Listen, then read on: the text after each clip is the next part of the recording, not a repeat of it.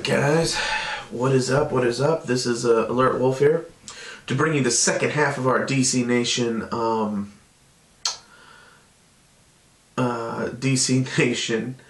block. So I'm reviewing A Young Justice Invasion, basically Season 2 episode, according to this. I gotta cheat.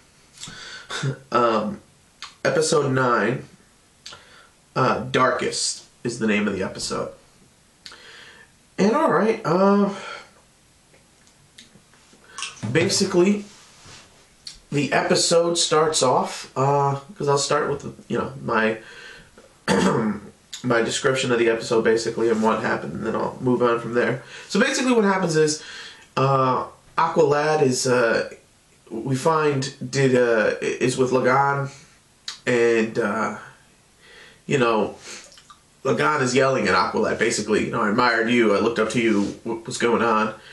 And Black Manta walks in, and, he's trying to get on that detail to, Aqualad's trying to get on the detail to send him somewhere. Because he wants to know where the base is and everybody's going, and he wants to figure out a way to help him escape, because that's his plan. And his father's like, no, I have another mission for you. So, before they exit the scene, Aqualad tranquilizes Lagan, and with an injection. Alright, so then, next thing you see is we're in El Paso with the Blue Beetle and Impulse. And, Impulse came over to, just to hang out with Blue Beetle. They're around the same age, and, they sort of get along. And I love the Blue Beetle's response because the Blue Beetle itself, it's like an evil Terminator, and it's constantly telling, the Blue Beetle to kill people. So he's like, annoying, unexpected visit, recommendation termination. It's just funny. He's like, no, I'm not gonna fucking kill. Let's not overreact here. He just knocked on my door. So, they exit stage left. Next you see Mal, Duncan, and his chick. I want to say it's B. It's the little chick that shrinks. And they've been going out since high school. Now they're in college, and she's off doing new stuff. And he's trying to reminisce, go out, have a night with his girl, basically. And she's like, no, I got to do some work. And then when they go to the lab, we also get to see Ray Palmer. And this is out of order. I'm just gonna do his stuff first because it wasn't that important. And basically, he finds out that the place he wanted to go to has been closed down for years. He's like, oh, we used to have a lot of fun there. And she's like, yeah, back in high school. Basically, she's moving forward and on to bigger and better stuff. And he's being left behind by her. She's leaving him behind. And he's starting to realize that, he's a superhero too, but he's just being left behind. So, and then, she was busy. She didn't even, here, the example is he's looking to go out with her and have a good time. And, he's waiting for her to get done with her work. And when Ray Palmer gets there, and that's the Atom for people who don't know, another shrinking dude. They're like, is the experiment ready to be run? She's like, yeah, it's ready to be run. It'll take like 2 hours. This will be great. So, she's kind of ignoring him. She didn't mean to do it. She has zeal and stuff for what she's doing. So, alright, and so he realizes he's being left behind and he exits, and she doesn't even notice. Alright, so let's get back to the main story and what's going on. Alright, so now let's go to Impulse and Blue Beetle. And by the way, I must say I like this relationship building. I like the fact that they're friends. Impulse has always been my favorite Kid Flash, basically. And I love the Blue Beetle, since he's a Latin superhero, and I dig his character. I just dig his character. And I mean, I'm Latin too, so sometimes you want to root for a little diversity sometimes, because, and I get it. But yeah, I dig the new Blue Beetle, and I always have since its inception. And so I dig the fact that they're friends. I mean, now on the Flash front, just a little side note. My favorite Flash, as far as who I think of as Flash, is Wally West. And it kind of sucks that in the DCU, the new one, he's not even in there, I don't think. I mean, maybe you guys could let me know, because I haven't been up in comics in about 6 months. And in this one, he's slower than the other two Flashes. So it's like, stop making him weak. I don't know why DC somehow currently hates Wally West, but whatever. Although I am digging I am digging his development throughout the show. All right, back to where we were. So we're in the desert. They're showing off their powers. You know, Blue Beetle's blowing stuff up, and Impulse is like, no, dude, it's easy to blow stuff up. It's harder to create. And he creates something, a rock pattern, and you know, Blue Beetle has to fly up to see it. And again, the Beetle's like, I don't know about this guy. We should eviscerate and kill him and whatnot. So then they get jumped. By Aqualad's team that's been sent after these guys. Now, Aqualad's team, I didn't get into it before, but he has the Terror Twins, he has Icicle, and this time it's the real Terror Twins, Icicle, and I think her name is Tigress or something. It's Artemis in disguise, basically, and it's himself. So they get jumped, and Blue Beetle tends to, you know, Impulse got captured kind of fast. Blue Beetle tends to fight them off pretty well because he is overpowered. He just holds back a lot, you know. And again, the Blue Beetle Scarab has been telling him to kill them all the whole time. So, and then you know, Impulse gets out of the net they put him in because he vibrates through it, and Impulse then realizes, you know, they're gonna get out of here, but he realizes that that Kaldor, or Aqualad, has a remote control that's been following them. So he takes it from him, you know, with super speed, and then they bounce. And they bounce to the Mount Justice. And, you know, Nightwing is there. And as they bounce to Mount Justice, you know, basically, he's like, oh man, you know, one of the male Terror Twin is like, oh, dude, we lost the remote. Now what are we going to do? And, you know, well, actually, you know, from Aqualad, because he had things planned out. So you're in Mount Justice, you know, Nightwing yells at them for bringing alien tech in. It's like, rookie mistake. He's like, without analyzing it first, you don't want to bring it into the base. It could have been a trap. So he goes off to analyze. Then at this time, we flash back to, I'm going to call them, you know, not Young Justice. I'm going to call them, well, Young Terror or something like that. You know what I'm saying? Give it a better name. Young Doom. There we go. Young Doom. So we go back to Young Doom. And, you know, or Injustice. Whatever. And basically they're like, you know, he's like, listen, the first remote was to disable the security systems on base. This remote is going to track them. And now Mount Justice is ours. So they go in from the other water entrance. Kaldor goes in first. And interesting to note, because they're not real, you know, obviously he's playing an angle, and, you know, Artemis goes with him, and she's playing an angle. So Superboy's pets, you know, the ball and the wolf. And must I say, I love the fact that Superboy has a wolf. He's so much cooler than Crypto, and I loved Crypto. But come on, how badass is the wolf? I mean, he's not Kryptonian, but still. I mean, you know, Alertwolf here, love that.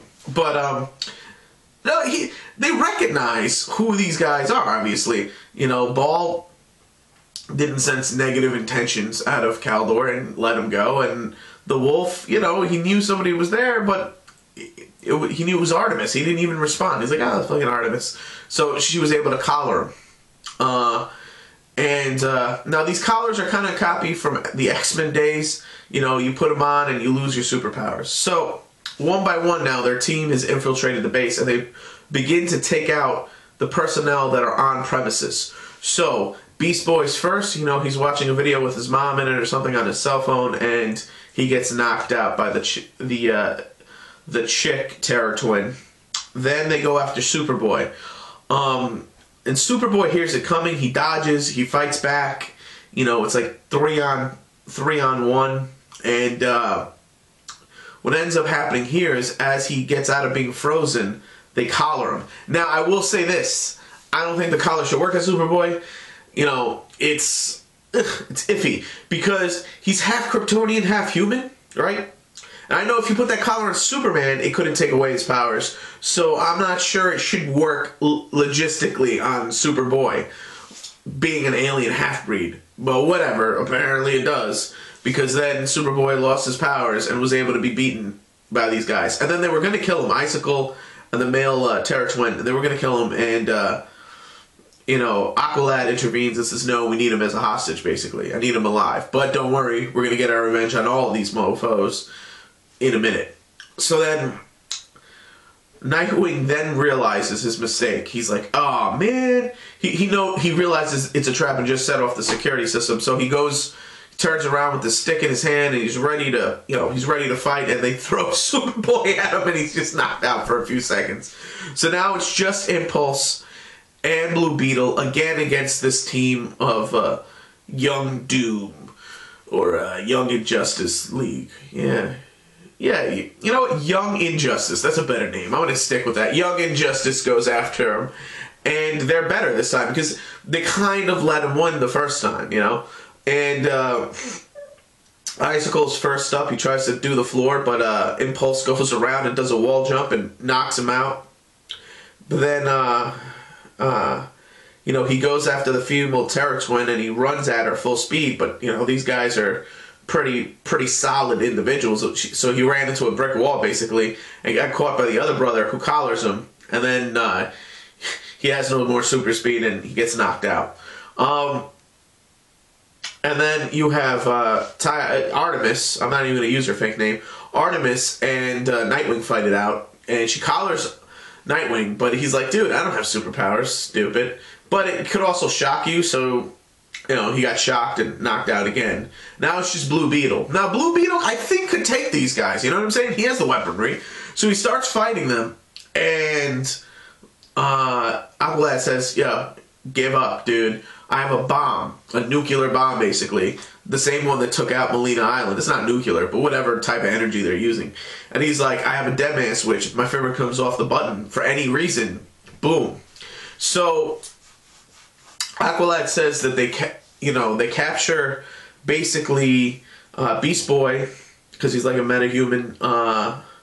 They capture Blue Beetle and Impulse get taken, and now they're like, oh man, the collar shouldn't work on Impulse either. I understand he was born with the ability, but it's the connection to the Speed Force. I don't know if the collar can cut him off from the Speed Force. Whatever. Thinking too much into the collars, but yeah. And then Nightwing gets back up and he's like, dude, you're not gonna get away with this, and he gets sucker punched by